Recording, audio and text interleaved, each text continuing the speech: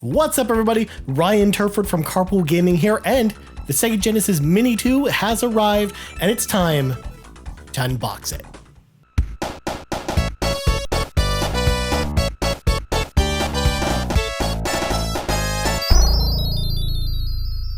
Now, I see you out there, internet commenter. You're probably asking the same question a lot of people probably are right now, being like, Ryan, you live in Canada, but you have the Japanese version of this. Why do you have the Japanese version and not the North American version? Well, because I live in Canada, it just was so much easier to pre-order the Japanese version. And plus, the Japanese version actually has like the English versions of all the games on it, with the exception of a couple notable exceptions, those being the Working Designs games, since we didn't get those in North America. So I thought this was like the perfect way to go anyways. But let's crack this box open and take a look at the Mega Drive Mini 2 or the SEGA Genesis Mini 2, depending on your region. Now, this box, of course, seems perfect for someone like Ryan, because number one, very small box, and number two, there's no tape to deal with. And of course, people know on the channel, I don't like tape at all. Tape is not a thing. So first thing out of the box is a micro USB cable for connecting the controller to, which we'll get to in just a second. Next up, we have a stock HDMI cable just to connect your console to your TV with. And next in this container, we've got ourselves the console itself. Look at that. Look at this little adorable thing. Of course, I'm gonna show off some of the flip flaps here. Of course, you can totally do that. Also, because this is a Mega Drive Mini 2 or a SEGA Genesis Mini 2, it even has the compartment on the side that opens up to slide your Sega CD console in, if you had one. There is actually, I know that in Japan they were selling kind of the kit to get the 32X and the Sega CD attachments on the Mega Drive Mini, but I didn't go with that this one. But on the console itself, you've got your power switch here. Goes back and forth pretty easy. You got your reset button on the front. You've got your two controller ports on the front here. They're basically your just standard USB-A connections. And then on the back here, you've got your power adapter plug as well as your HDMI in. And last thing in the box, we've got our 6-button controller.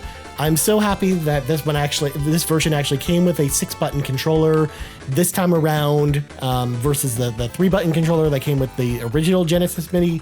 You could, of course, buy the Retrobit USB SEGA Genesis 6-button controller to go with it. But all in all, feeling this controller, it feels right. It does feel a bit smaller than the original Genesis 6-button controller. In fact, let's do a quick comparison. Okay, on the right here, I've got an original Genesis 6-button controller, and then of course I've got the included controller here. And if we put them on top of each other, you'll notice that the controller that comes in this pack, as I kind of alluded to, is a teensy bit smaller than the original one, but not by too much. It feels though like the buttons are a bit smaller on this one.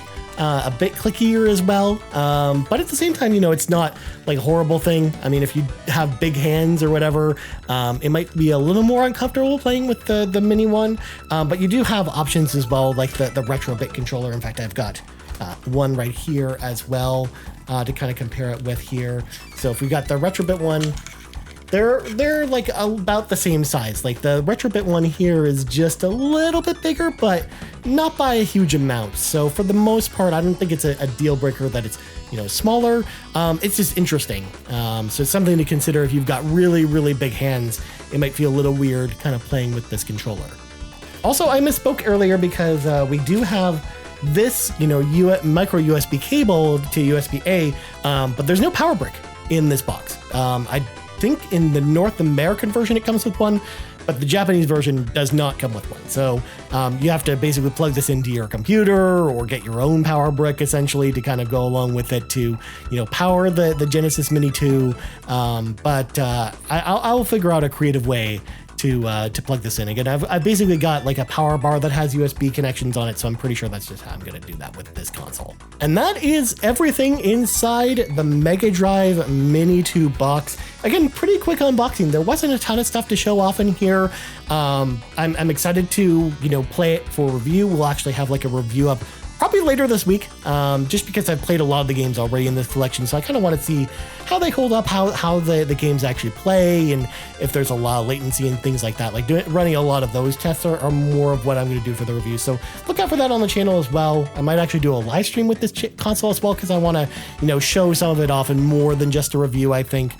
So again, our coverage of the SEGA Genesis Mini 2 or the Mega Drive Mini 2, depending on, again, your region, is far from over here at Carpool Gaming. So don't forget to like the video, subscribe to the channel. Let me know in the comments below if you're picking one of these up or if you are just interested in finding out more of one of these.